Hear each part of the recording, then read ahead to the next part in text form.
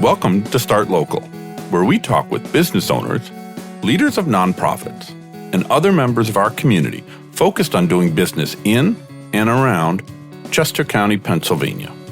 Each episode will provide insight into the local business scene and tell you about opportunities to connect with and support businesses and nonprofits in your local area.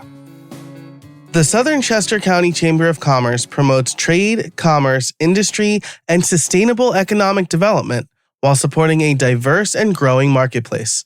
The Chamber is proud to partner with the Start Local podcast to raise the profile of businesses and nonprofits throughout Chester County. Learn more about the Chamber at sccc.com. That's sccc.com.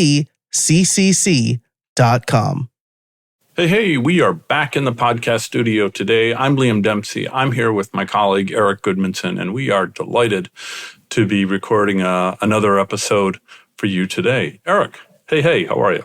I am doing very well. Hey, and I just had a hay delivery, so there's all sorts of hay going on in my life right now. That's a beautiful thing, pun intended. All righty, folks, today we are just delighted to welcome Chris Manna. Chris is the Executive Director of the Kennett Library. Chris, welcome. Good afternoon. Chris, it's very nice to have you here today. I know we've known each other a long time through the Southern Chester County Chamber of Commerce and the Chester County Workforce Development Board, but thanks for stopping by the studio. I'm thrilled to be here today, thrilled to be invited, and happy to talk about the Kennett Library. Oh, we're so glad to have you. I have to be honest, Eric's been after getting you on to talk about the Kennett Library probably since we relaunched the show. And in my ignorance, I was very much of, it's a library. What are you talking about? But then finally, I did my homework. I did my research, and I said, oh, it's a library.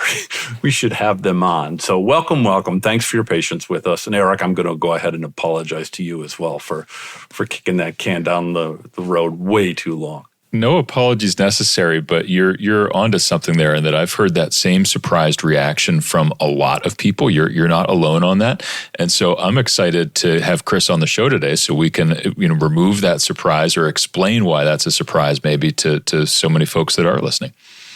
Well, let's start right there, Chris. Libraries, as I've come to learn, provide a lot more than maybe they did when we were all growing up. Much greater range of services than many folks, myself included, before I did my homework here, might appreciate.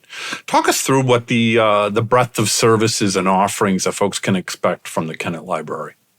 Sure. So to your point, I like to tell people that the traditional library in this country is effectively dead. It has been dead since the dawn of the internet. And so libraries like ours in the public sphere have gone to and learned to pivot a different direction. So at our core, we're still based around this principle of literacy and access to information.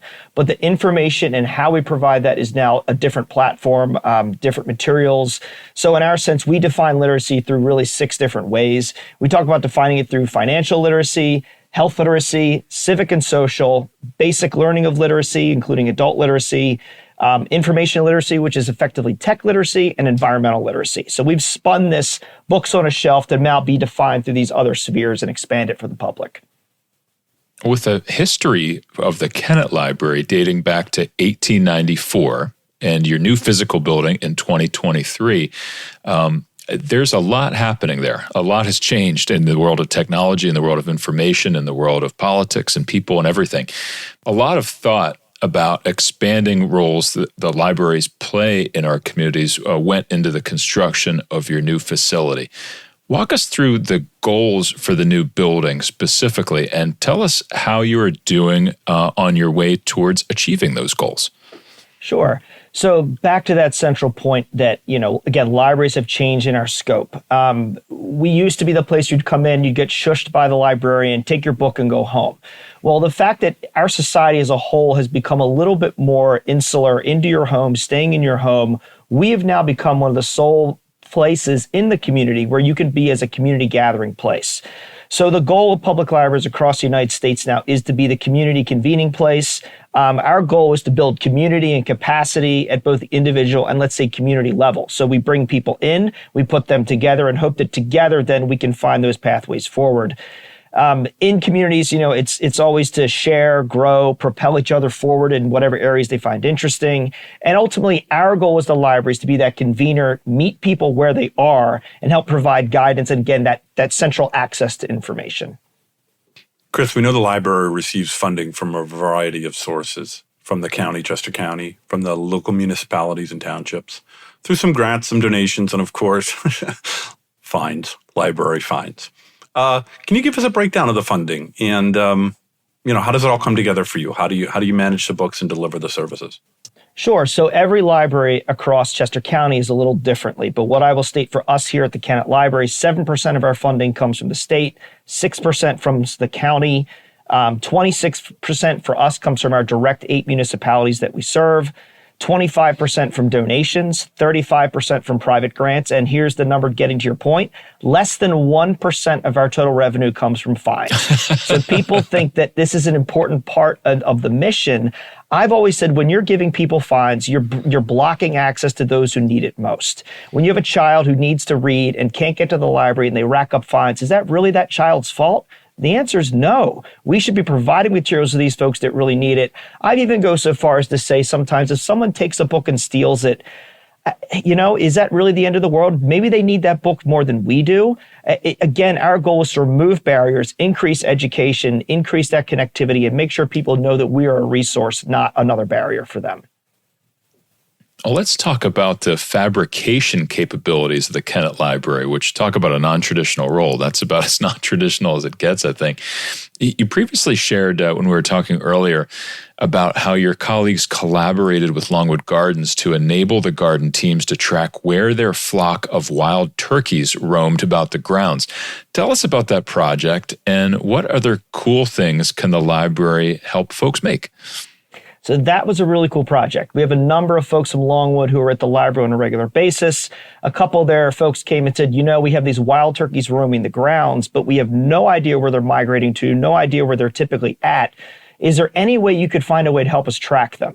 So our Makerspace team, which is made up of engineers and scientists and whatnot, came up with these GPS tracking devices, collars that could be placed on these turkeys. So now everywhere you walk around Longwood Gardens, there's these turkeys with Kennett Library branded GPS trackers around their necks that walk around. So now Longwood can track the migratory patterns of these wild turkeys. That's just an amazing story. I mean, it's amazing to think that a library did that.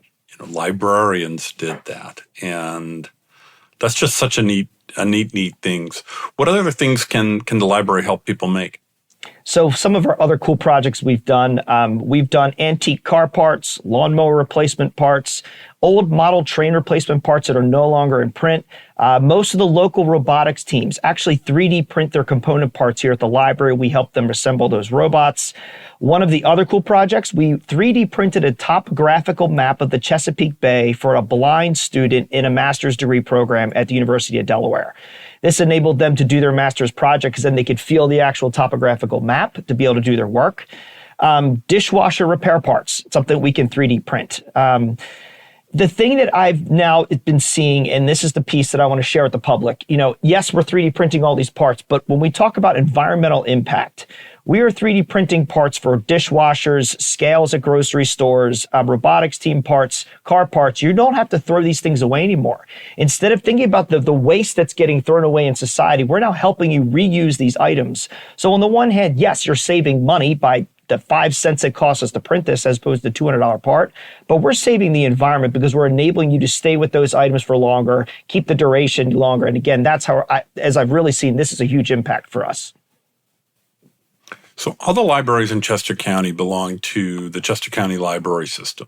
As I understand it, there are 18 libraries in that system, only 2 of which are owned by the county itself. The remaining libraries, yourselves included, operate as independent 501c3 organizations.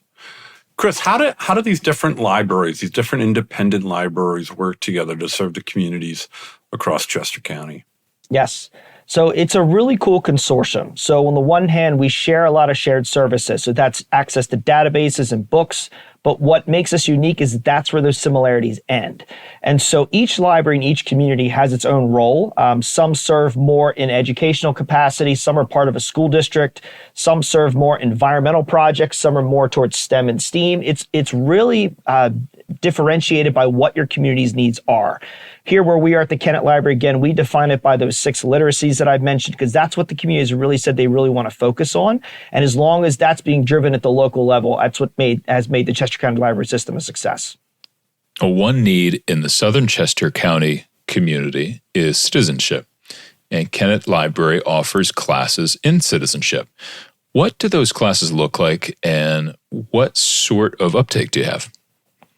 Sure. So the total project and scope for that set of classes is with 16 classes a week, a total of about 500 students, adult students in the course of a year. It's maybe a little known fact. So we offer English as a second language, GED, and U.S. citizenship classes.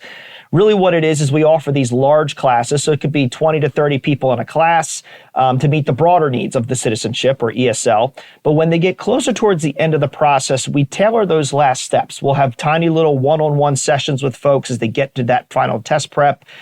We have teachers on staff here. They're paid teachers that just like any other place would have.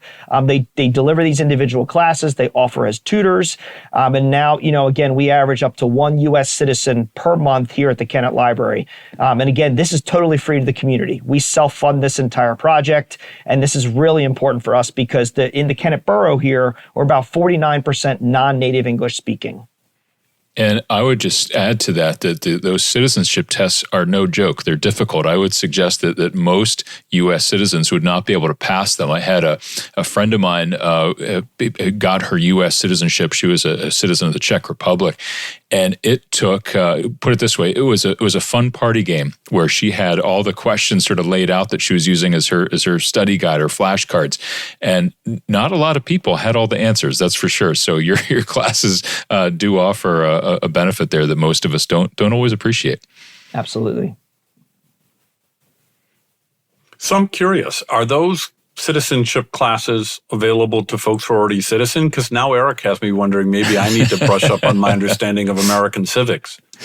Anyone and everyone is welcome and to those classes. It is really interesting, though, because you have people that come from all around the world. We've served over 77 countries in the 40 years that we've been in existence for that program. And they all are sharing cultural exchange about, this is how the government operates in this country. This is how it operates here. It's a real great cultural exchange for a lot of these students. So, Chris, you've talked about these citizenship classes, ESL, fabrication things. Clearly, you're checking books in and letting people take other resources out and the like. Who uses the Kennett Library on a daily or weekly or even monthly basis? Or, maybe to ask that another way, how does the local community take advantage of the offerings that your library offers? So if you would have asked me this 2 years ago in the old 10,000 square foot building, my answer would have been it's simply retirees coming in to check out a book and parents of little kids attending a story time. What has been the highlight of this new building is we have retirees hosting their own 3D printing clubs on Monday nights. We have teenagers gathering on an average night in our study rooms. You see calculus problems scribbled up on the whiteboards. I mean, when you think about what teens are doing, they're coming to the library to study math and science. That's awesome as a group. We have community cooking classes. We have a chef who comes in once a month and provides cooking classes in the auditorium. We have a camera over top filming him so you can see on the big screen what he's doing. We have artists showing off their artwork on a monthly art unveiling in our gallery wall. We offer champagne and appetizers. That's the first Thursday of the month. We see local entrepreneurs coming in to get their business started, using our space to work as their office. We have large corporations hosting corporate events, corporate retreats. We see people who have a problem and they don't know where to turn. And, whether that's a home issue, whether it is a business or work issue, a citizenship issue, they come here. We find ways to connect them. Though we may not have all the answers, we are hopefully a pathway to that next step. Going back to your literacy points, one of them was environmental literacy. That's an interesting offer. And so I'm curious what that class teaches. Yes, so it is a broad mix. So it's everything from your local gardening classes to sustainable lawn care, sustainable home growing of various kinds of things. We offer a seed library. So you come in, you can check out seeds to take home. Obviously, you don't return them, but you plant them in your garden. We have a hydroponics program that we are launching soon in conjunction with Westchester University. And then, of course, we have really kind of broader discussions on a national and global scale. We're bringing experts from all around the world to talk about, the impact of recycling, the impact of global warming, whatever those big topics might be. And again, we bring in folks from both sides, let them discuss in front of an audience. And then that's the way that really, truly the public can be informed. And one of the programs you offer, not related to environmental literacy, but you touched on having both sides of the issue. I've seen you have events there where it's Republicans and Democrats are coming together and basically everybody watches a movie and then there's some discussion of it after. I've never attended one of those events, but it seemed like an interesting idea to sort of get the discussion going, which is, communication's a wonderful thing. That is what is called our politics and popcorn. That was actually pitched to me by one of the parties. And I said, well, if we're going to have one party, I'd like to have both parties. And that way, then it's equal time for each side. To your point, they come in, they watch a movie. There is a topic that is driven for that night. So let's say it's how to register to vote, how to run for local office, whatever that might be. So the movie is geared around that. Then there's a discussion afterward where both sides kind of talk about where they stand on various topics. It's not meant to be an argument. It's meant to be discuss your viewpoints, allow the crowd to draw their own opinions. And this is because we stand, against censorship, and we are big believers in freedom of speech. We want the crowd to really understand that the library is a place where debate can happen, but it can be civic, and it can be proper and polite to each other. Disinformation is another huge problem across the world today. So how are we making sure that everyone has access to the same kind of information and that there is truth on all sides provided? Since we're stepping into politics, Chris, I'm gonna stay there for just a moment, not to pick a side or even debate sides, but clearly politics play maybe not a bigger role, but have been directing a greater focus on libraries, certainly in recent years. How has that increased focus on libraries affected you and your work colleagues there at Kennett Library? I think the biggest way it's affected us is people being more sensitive to the materials that are in our collection. The programs that we offer, all that kind of stuff. And what I always tell people is that this most recent hot topic related to libraries really should be looked back to 1953. In 1953, libraries at the federal level adopted the Freedom to Read statement. Libraries basically took this public stance that we are to provide access to information. That's that same standard. It relies on the information being accurate and informed. To that end, every accredited library across this country follows what is called a collection development policy. This derives from the American Library Association. For us and every other library, it guides and informs which items are bought, which remain on the shelves, and ultimately which are discarded. To allow for community input, obviously each library locally has the ability to add extra items. We gather input from the community via our collection development request form, as well as a collection dispute form. So when someone wants to question something in the policy or in our collection, they submit that request to me. I run it against the policy. Again, these are federal standards. If it does not meet the standards, then yes, absolutely, we discard it. But if it meets the standards, it's my job to make sure that we maintain federal accreditation and make sure that we are meeting those federal standards. It's not really something we can just on willy-nilly basis decide what should or shouldn't be in this library.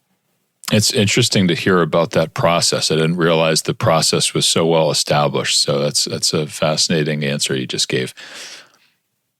One of the answers you gave us in our pre-recording conversation was about your philosophy of purpose and value of a public library. And I think you foreshadowed your answer here a little bit earlier at the top of our conversation today.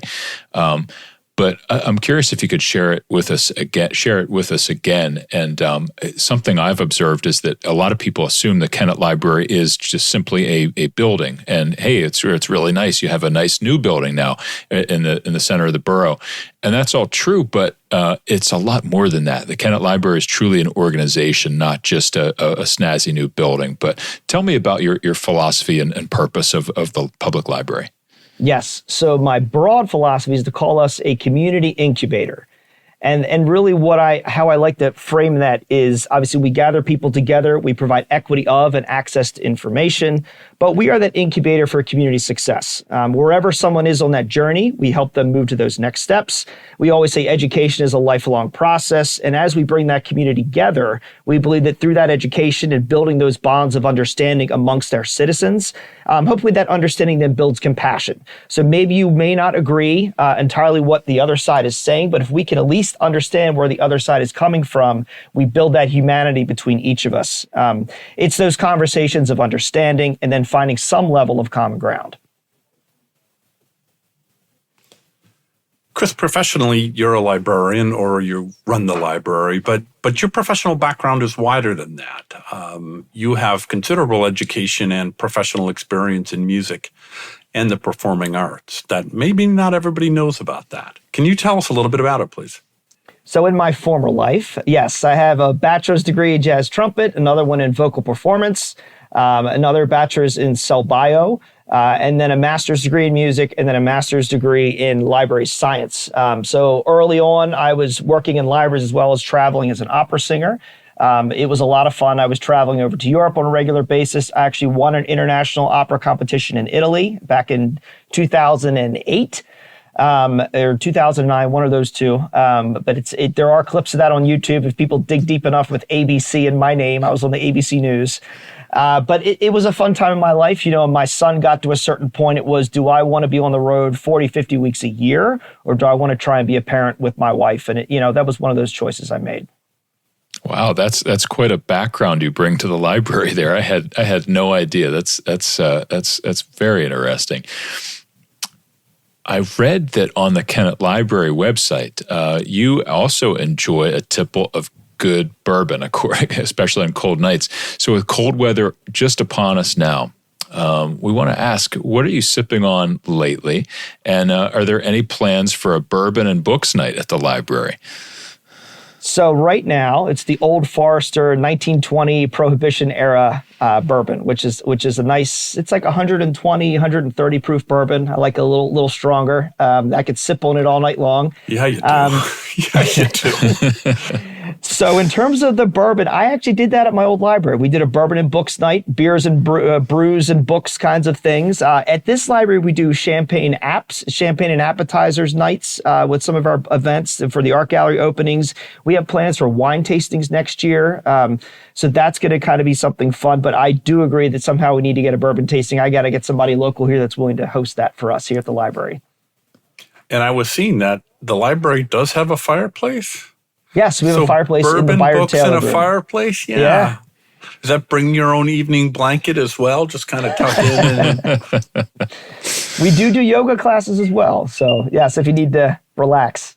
Chris, with respect to your library career, you shared that before we recorded, that you were initially kind of in a professional sense focused on academic libraries. Yet at some point you had the opportunity to work for a public library, and that experience changed your perspective on what a public library is or does. Can you share that experience with us and talk about how it affected you?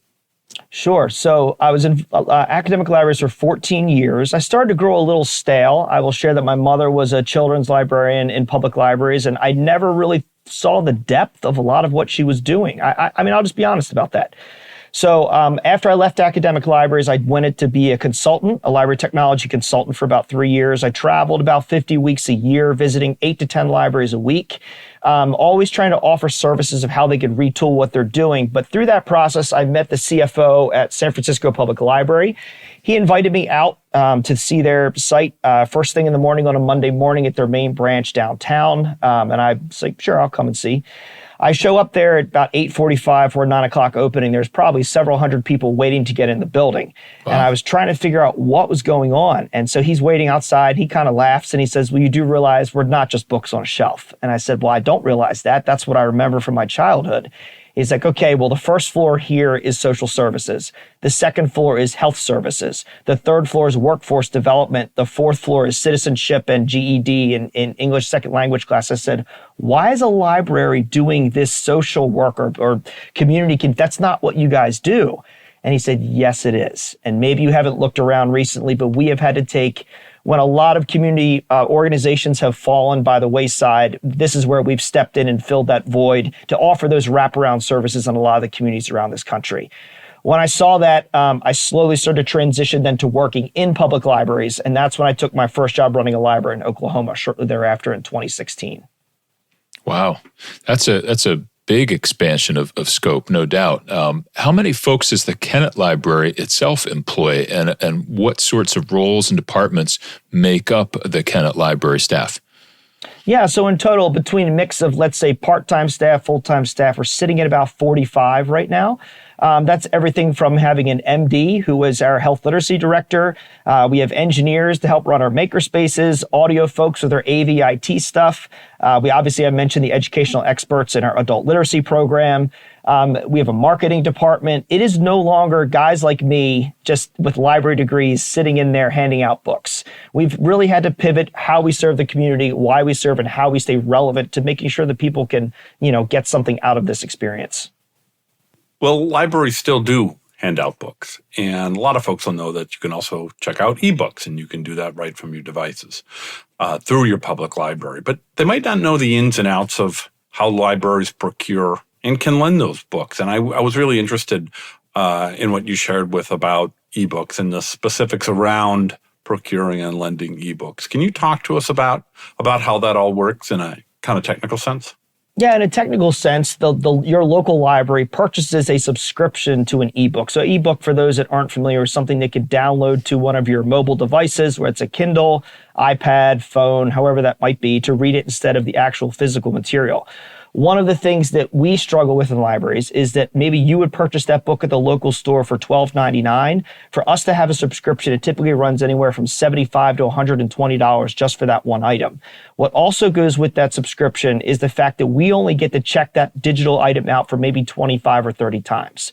So the cost for libraries is astronomical for ebooks versus print materials. But the reason why it's so important for us is for those that are homebound, those that can't make it into the library, being able to provide that access, the digital access from anywhere in the world, is critical to making sure that we're serving our mission of that access piece. Can I ask a follow-up question to that? Can folks from all over the world check that book out from the Kennett Library, or do they need to be a Chester County resident and have a Chester County Library System card, membership card? So technically speaking, you can be a library card holder from anywhere in the world. It's just a matter of filling out a card application. Depending on where you are, there may or may not be a small fee associated to get that card. But you could technically log in from France. You could log in from Australia, check out a Kennett Library book. We may not mail you a physical book all the way to Australia, but you can certainly use our e-materials and our databases online. That leads to a really subtle, overlooked question that we kind of missed, but I think is important to ask in 2024 as we head into 2025. How does one become a library member? How does one get a library card these days?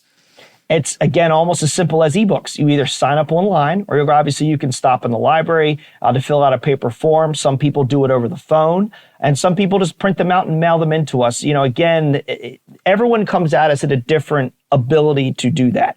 So how do we facilitate that so that you can have access to our resources?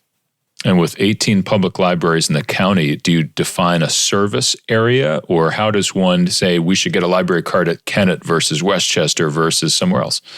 So ultimately, from the big picture, yes, we define it by service areas. We each have our municipalities that we serve. That being said, if you happen to live in a service area where you feel you come to the Kennett Library all the time, you could become a Kennett Library as your primary home base and select us as your home location. That's totally up to the individual.